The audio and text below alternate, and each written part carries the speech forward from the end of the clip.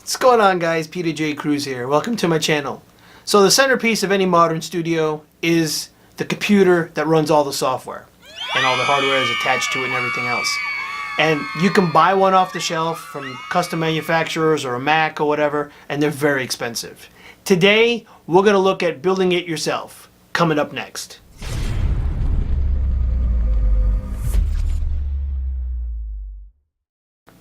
Welcome back. I'm Peter, aka The Shred Geek, and I'm all about guitars, gear, and home recording. And I love to share what I know and what I learn with you. So be sure to hit that subscribe button and hit the little bell icon to be notified when I release a new video, which is every Monday and live streams every other Wednesday, The Shred Geek Show. So as I was going through my hard drive, I came across some old footage I'd shot last year as I had built this digital audio workstation that I'm running currently. The intent at the time was to actually create a video series on how to build a digital audio workstation and the logic behind all the part selections and that sort of thing. So since it never came to fruition and I found it now, I decided to put it all together anyway and release it. Some of the parts might not be as top of the line as they were a year ago, but I think there's still a lot of valuable content and should really kind of give you a peek behind the curtain, so to speak, for those of you that are a little scared about taking the plunge into building your own PC. So anyway, check it out. Hey guys, what's going on? Peter Cruz here. So today I wanted to talk about my shopping list, the components I selected for the audio workstation, and kind of show you whatever. I won't do the build today, but I'm going to go over the parts I got and kind of why. So my existing setup is a 4790K i7, 32 gigabytes of a DDR3 RAM, and then various hard drives and whatnot. I'm running a water cooler, which I'm going to use for the new setup as well. But all the existing hard drives and water cooler and video card and all that stuff, I'm going to keep, and I'm just going to transplant into the new setup. The new setup that's actually getting changed is basically new processor, new motherboard, new memory, a new Thunderbolt card, and an Intel Optane. So, and this is kind of go real quick. So I've got Core i7. This is the 8700K, and 8700 being 8th generation Intel processor, whereas opposed to like a 7000 something would be a 7th generation. My old setup is a 4790, so it's a 4th generation i7. So this is the newest, the latest, the greatest, 8700K and i7. So you probably could do just fine with an i5 for audio, but I decided to do the i7, so whatever. Then the processor then mounts into the motherboard, which I actually have out right here. And you can see right there in the middle, this little block right here is the i7 already mounted into the socket. And I've got the memory right here, the 2 sticks of the Corsair DDR4 3000 megahertz. And then I got the LED version, so they light up in all fancy colors and whatnot. Not necessary, of course, but it's fun, so whatever. Also, this is also incidentally on the qualified vendor list. So when you pull up your motherboard, and by the way, the motherboard is a Gigabyte Aorus Ultra Gaming 2.0. I'll close the case so you can kind of see it. Z370. And the Z370 series is, of course, required for an 8th generation, can't even say it, 8th generation Intel processor.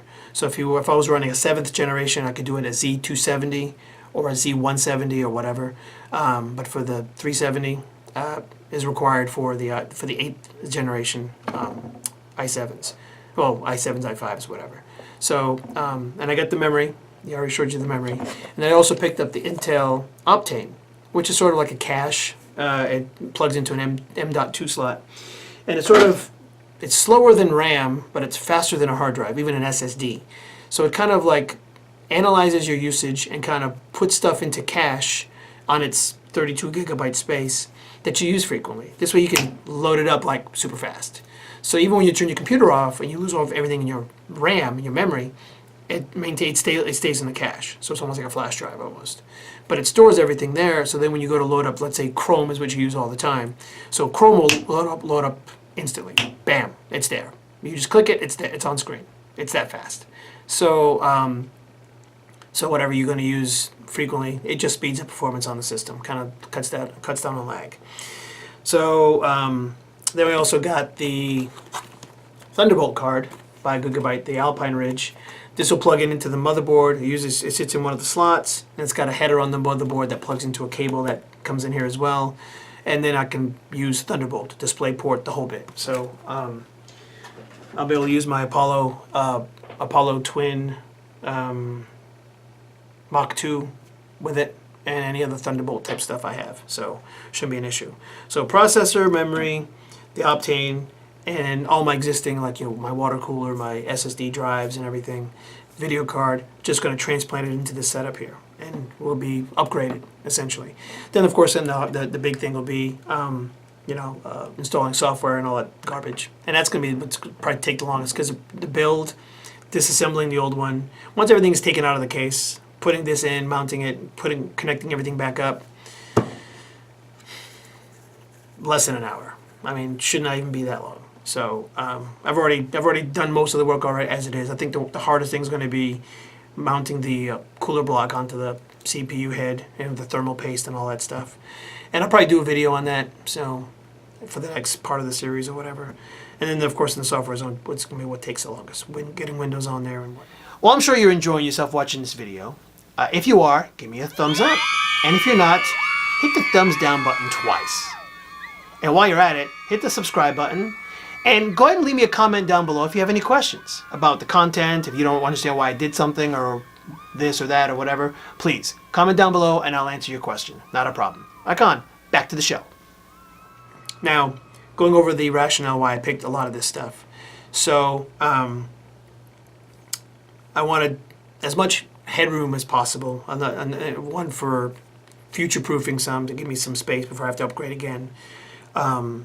But also for if I want to run a large project, I won't have a bottleneck that my CPU can't handle it. If I run a bunch of plugins, my CPU can handle it, and also run as much memory as I can, because that will help take some of the load off the hard drives and everything else. If I run a bunch of tracks, if I run a lot of virtual instruments like BFD or whatever, and they can load their samples basically into RAM, and then instead of playing it off the hard drive for like every hi-hat or cymbal or whatever, it will actually be playing out of RAM, which is a lot more quicker, a lot less overhead on the system. So this way I've got less worrying about as far as processing and whatnot. So I'll be covered there.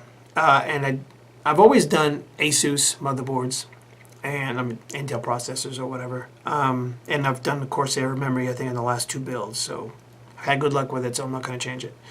But I decided to change motherboards because I've kind of been tinkering with maybe building Hackintosh, and there are videos on YouTube all over the place, and I'm not going to bore you with that. I mean, if I get it up and running and it's rock solid, then I'll do a video on it. But other than that, this is the last you're going to hear of it.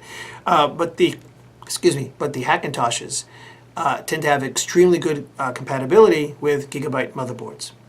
And so I went through, did my research or whatever, and this is one of the motherboards that looked pretty solid. I'm building one with an i7 and the whole thing. So I went ahead and decided, you know what, I'm going to cover myself.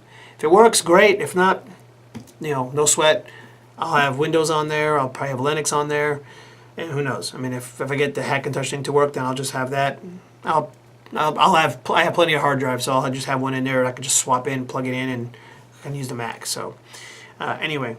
So that's it. I just wanted to give you kind of an overview of the equipment that I've got and what I'm planning to use and whatnot.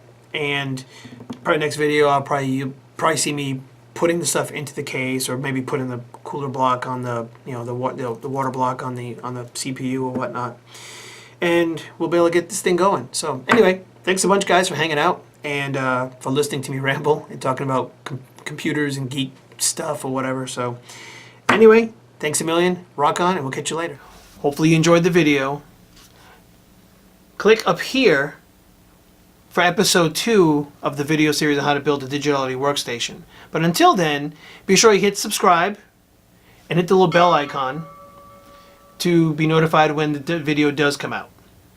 And in the meanwhile, give me a thumbs up, share, and all that fun stuff. And I'll leave you with one of these fun videos right here. Rock on, guys. We'll see you next video.